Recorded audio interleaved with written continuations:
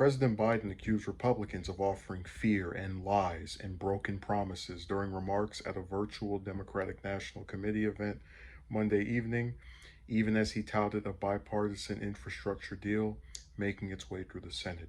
We won in 2020 as a unified party, and as we look to 2022, we need to stay unified. The question the American people are going to be asking is whether we're helping them and their families. And do we understand what they're going through? Do we understand their problems? Can we deliver for them? Biden told the participants at the virtual fundraiser Monday evening. We just have to keep making our case, Biden continued. The Republican Party today offers nothing but fear and lies and broken promises. We have to keep cutting through the Republican fog that the government isn't the problem and show that we the people, we the people are always the solution. Biden's comments offered a preview of sorts of how Democrats will look to attack Republicans as the 2022 midterms elections draw closer.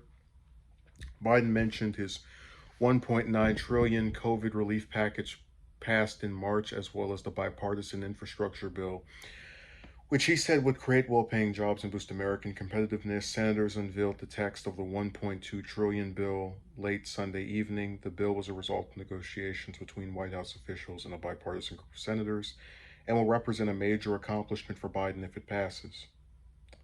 I had to make some compromises, but it's going to make a gigantic difference, Biden said. For example, it's going to transform the economy. It's over $1 trillion. It's going to eliminate all lead pipes in America so people have decent drinking water. Well, maybe if you do, actually it helped out Flint when you were vice president. We wouldn't be, whatever, I'm not going to get caught up in that. But they mentioned his remarks here as being a preview of how he's going to attack Republicans during the upcoming midterms. And I guess what I always find so frustrating about politicians that are not Trump is that a lot of them try to say, oh, we're substantive. We talk about things that affect people.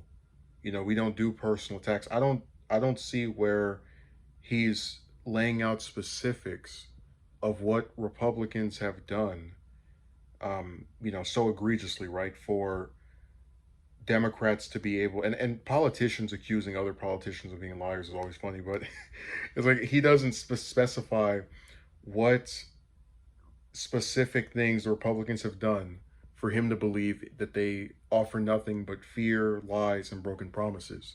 See, he would be a lot smarter, in my opinion, if instead of sitting here and, giving these little speeches that are not actually telling us what he's talking about, he said they offer fear by trying to get you scared of, immigrants, for example, because I know Democrats have more pro-immigration positions than Republicans. They lie by spreading misinformation about the virus and the vaccine.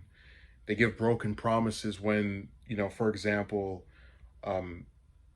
Trump said he would build a wall and then we didn't get one for 5 years. Just if he at least gave some specifics, I could say, all right, well, this is accurate. This is something he can look at their record and say, they said this, but then didn't do it.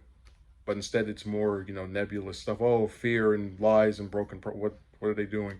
The Republican fog that the government isn't the problem and show that we the people are always the solution. What does that even mean?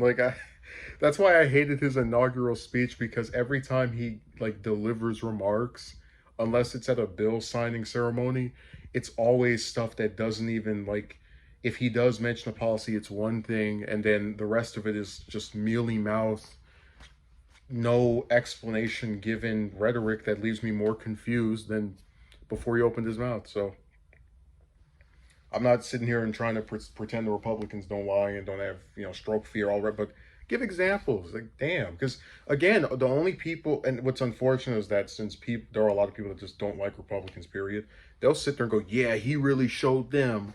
But I want to know what specific things he's going to do along with these Democrats in Congress, if I'm a voter, that warrants keeping them in office for another 2 years after the 2022 election. Again, assuming they win. So it's just so goofy.